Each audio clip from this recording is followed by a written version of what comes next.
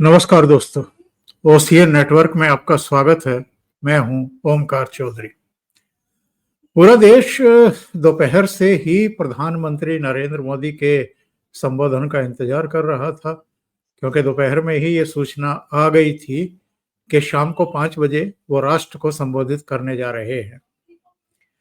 और प्रधानमंत्री पद पर अगर नरेंद्र मोदी हों तो फिर एक उत्सुकता, एक जिज्ञासा देश के भीतर भी, अलग अलग वर्गों में भी, समुदायों में भी, पॉलिटिकल पार्टियों में भी, अलग अलग सेक्टर में भी और देश के बाहर भी, जो एक्चुअल में भारत को कई तरह की चुनौतियां भी दे रहे हैं। और बहुत सारे देश ऐसे भी हैं जो अ, हमारी तरक्की, हमारी प्रगति, हमारे तेज विकास, इस सब से थोड़ा चिढ़े हुए भी हैं। कुछ ऐसे हैं जो हमारी अर्थव्यवस्था में अपनी संभावनाएं तलाश करते हैं। तो सबकी निगाहें टिकी हुई थी।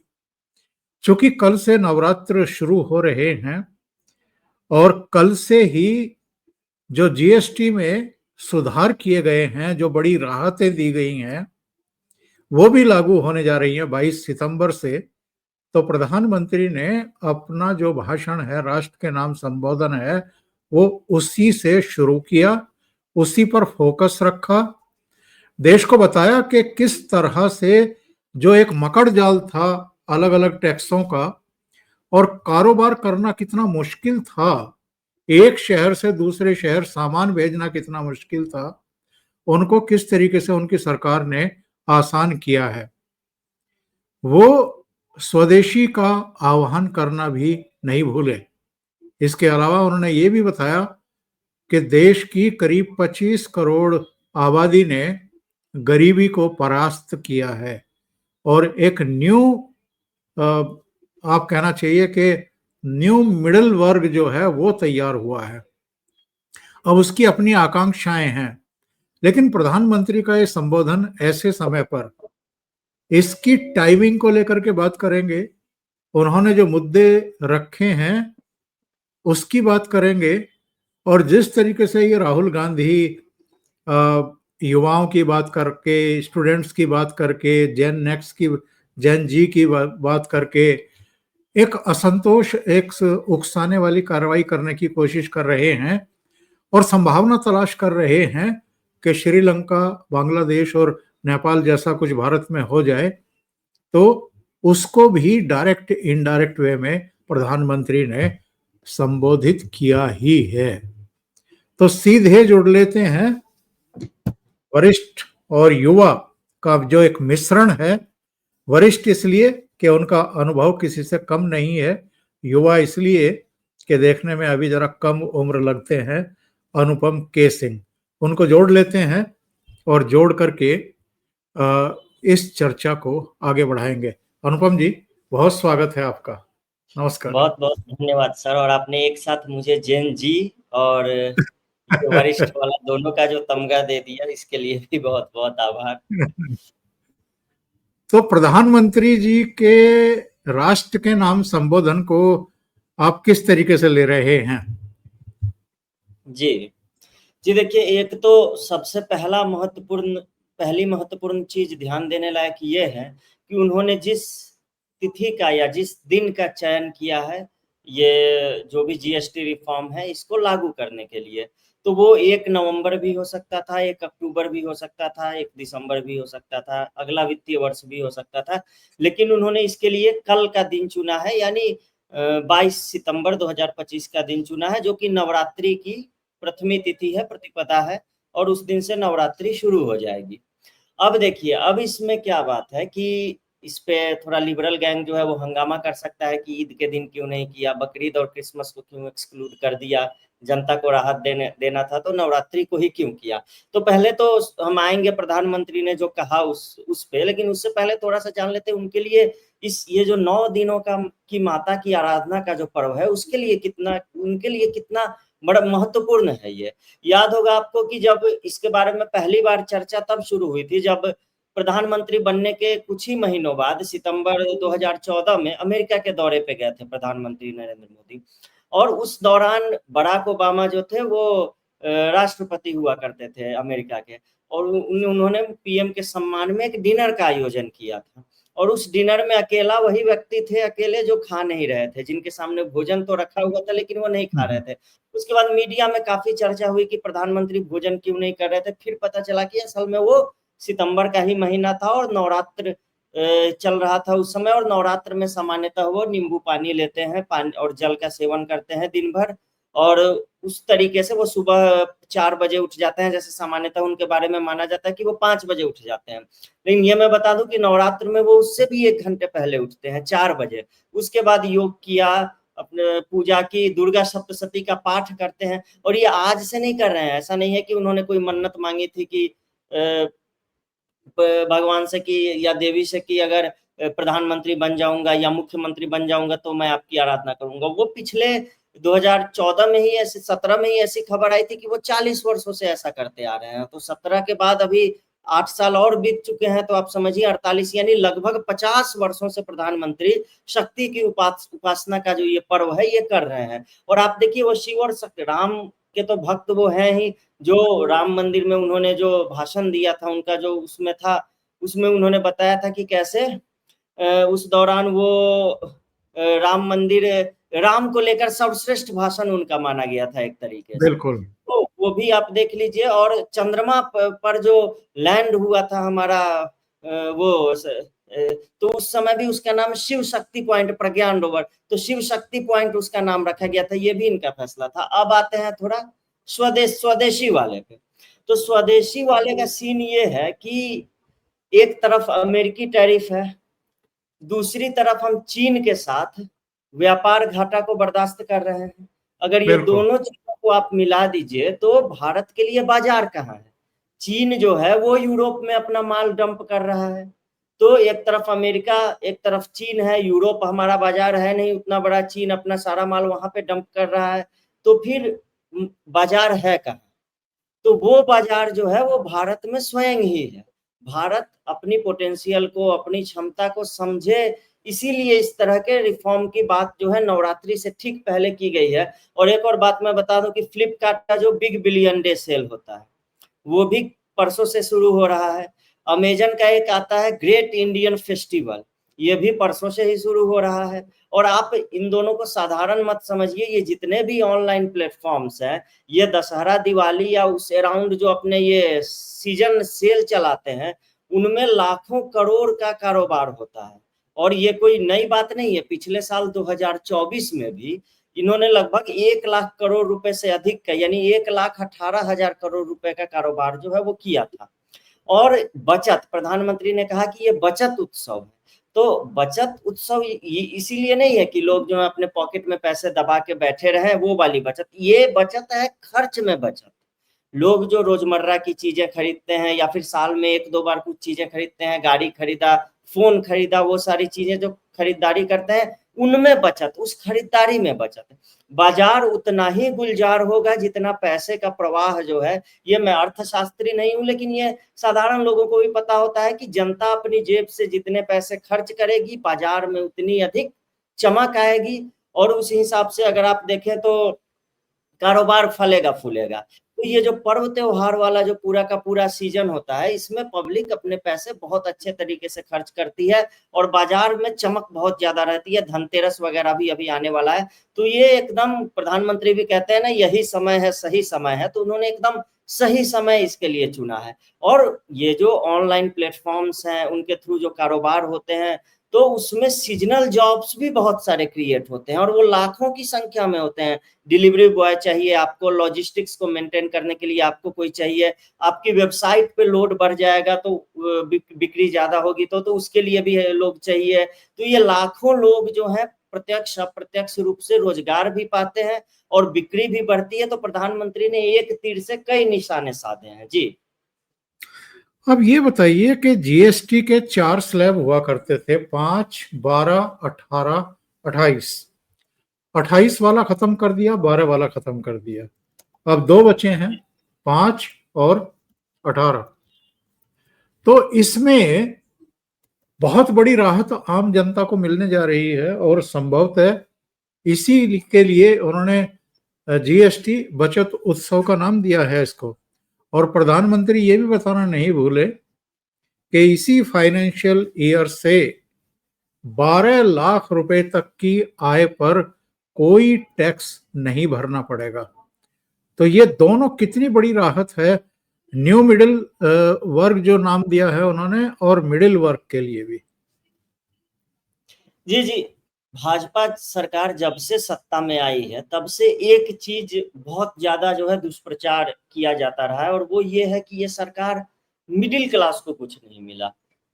हर बजट के बाद अखबारों में छपता है, विपक्ष के नेता बयान देते हैं कि इस बजट में मिडिल क्लास के लिए कुछ नहीं है, जो है मध्यम वर्ग जो है वो ठगा गया है। लेकिन पहली बार ऐसा हुआ है कि एक तरफ तो 12 लाख रुपए तक की जिनकी कमाई है उनको टैक्स में बचत बचत उसके अलावा अब जीएसटी में भी सुधार।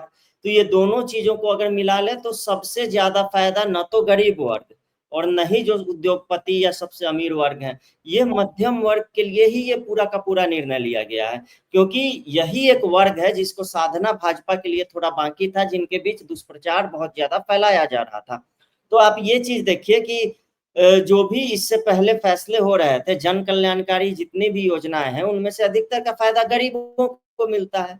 तो जो दलित हैं, पिछड़े हैं, गरीब हैं, तो उनके लिए ऑलरेडी बहुत सारी योजनाएं हैं, आवास से लेकर सारी योजनाओं का लाभ अधिकतर उन्हें ही मिला है। एक इकोसिस्टम जो उद्योग धंधों को यहाँ पे भारत में मुहैया कराया गया है, उनके लिए स्टार्टअप्स इतने सारे ग्रो हुए हैं, हजारों करोड़ के कई यूनिकॉर्न्स बन गए हैं। पहले एक भी यूनिकॉर्न नहीं थे भारत में, स्टार्टअप्स की संख्या भी बहुत कम थी, अब उनकी संख्या जो है हजारों में, लाखों में चली गई है। तो इसके उनको भी, उनके लिए भी माहौल मिल गया, बीच में बच गया मिडिल क्लास। अब मिडिल क्लास के लिए ये जो GST reform plus income tax में छूट, ये दोनों मिलकर एक बूस्टर का काम करेगा मेरे हिसाब से। आप देखिए निर्मला सीतारमण जो भारत की वित्त मंत्री हैं, केंद्रीय वित्त मंत्री हैं, उनके खिलाफ कितना दुष्प्रचार अभियान पहले चलाया जाता था, उनको लेके उन मीम्स बनाए जाते थे।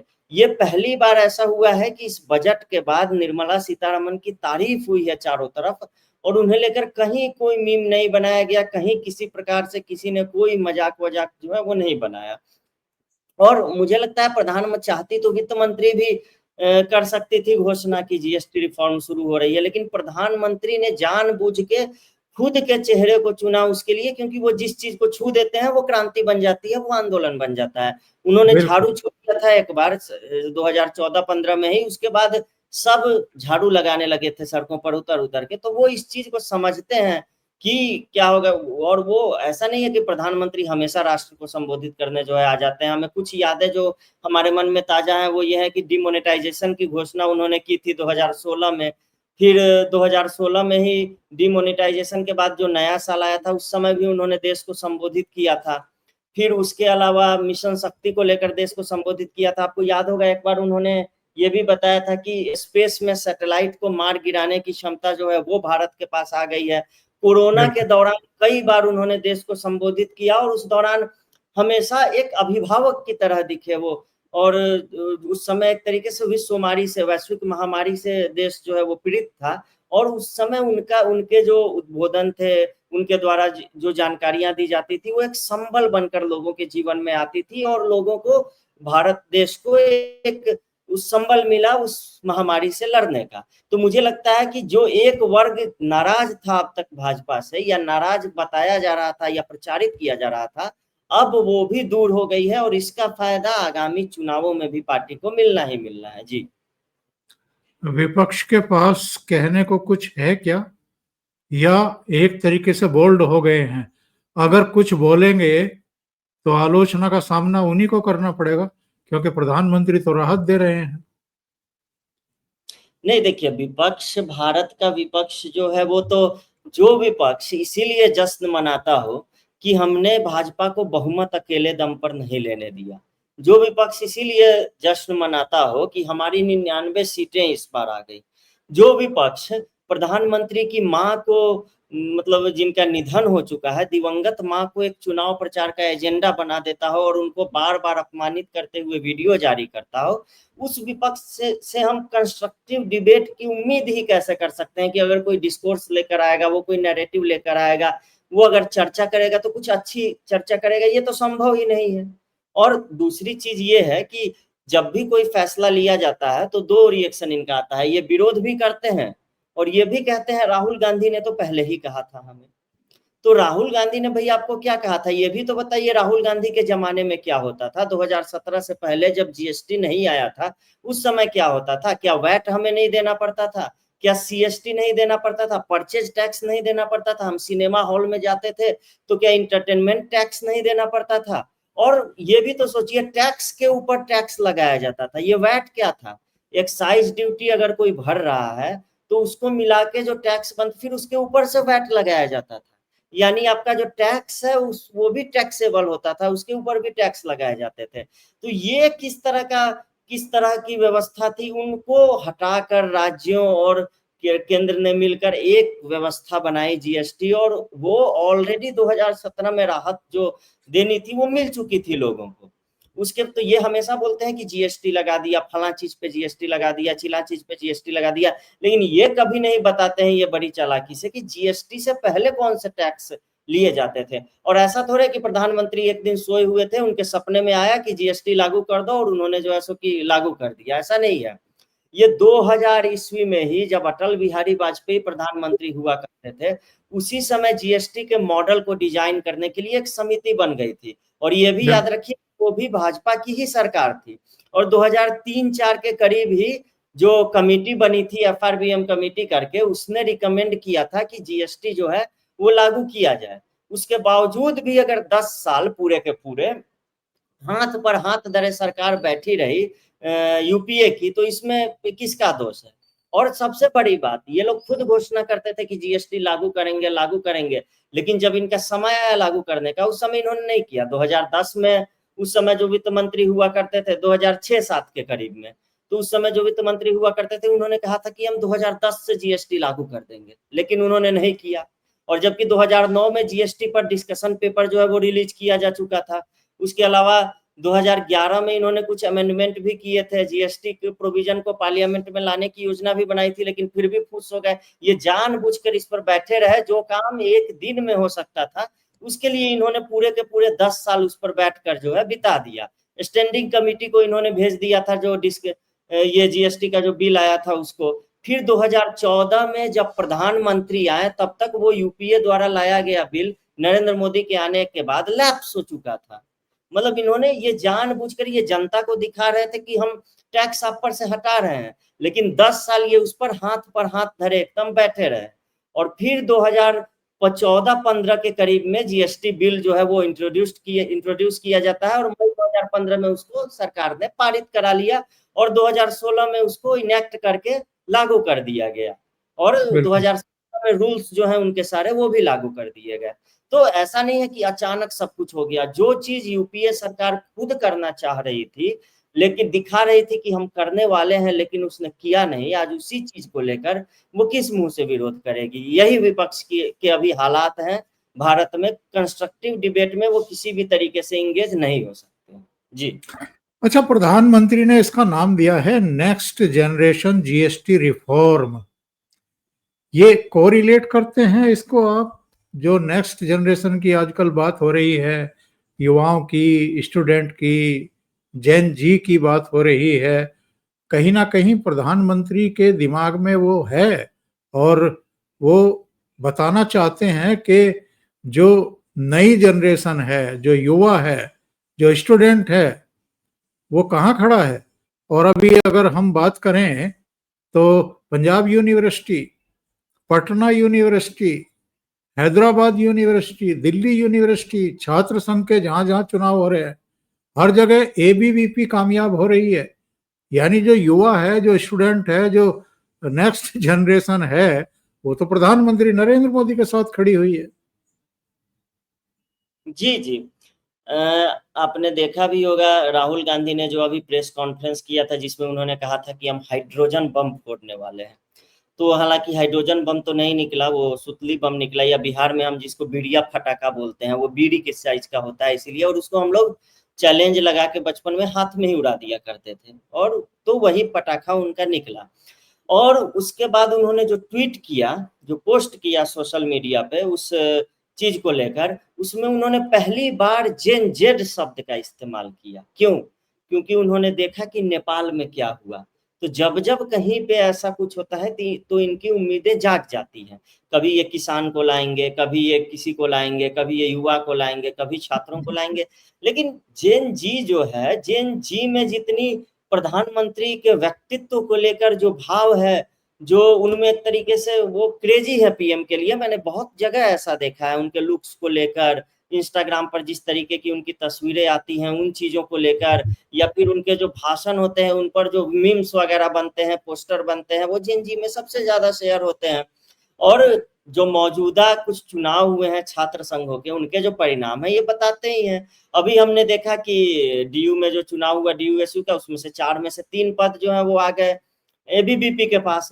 इसी तरह पटना, जो बिहार मेरा गृह राज्य है, पटना यूनिवर्सिटी में पिछले लगभग 108 साल के इतिहास में पहली बार ऐसा हुआ कि कोई महिला प्रेसिडेंट बनी, और वो किसने बनाया? तो एबीवीपी ने बनाया। उसके अलावा भी पंजाब, चंडीगढ़ में पंजाब यूनिवर्सिटी के जो रिजल्ट आए हैं उसके छात्र संघ के, पीयूसीएससी के, तो उसमें भी इसी महीने में वो भी आए हैं, उसमें भी एबीवीपी का ही प्रेसिडेंट बना है। और 1977 के बाद, यानी 1977 यानी आपातकाल के खिलाफ जब आंदोलन देश में चला था, उसके बाद से पहली बार पंजाब यूनिवर्सिटी में एबीवीपी ने परचम जो है वो लहराया है। उसके बाद आप देख लीजिए कि गुवाहाटी यूनिवर्सिटी, हर कोने में भारत के पीजीएसयू जो गुवाहाटी यूनिवर्सिटी है, वहां भी जो प्रेसिडेंट है वो भी एबीवीपी ने ही अपना प्रेसिडेंट वहां पे जिताया। और ये असम में, उत्तर पूर्व में भी यहाँ जेन जी की पसंद एक तरीके से भाजपा ही बन रही है एक तरीके से। और सबसे अहम रिजल्ट जिसे मैं मानता हूँ जो अभी आया है, वो है हैदराबाद का। हैदराबाद में भी 6-7 साल बाद लगभग जो है वो एबीवीपी वापस लौटी है, और वहां पे एसएफआई चुनाव लड़ती है।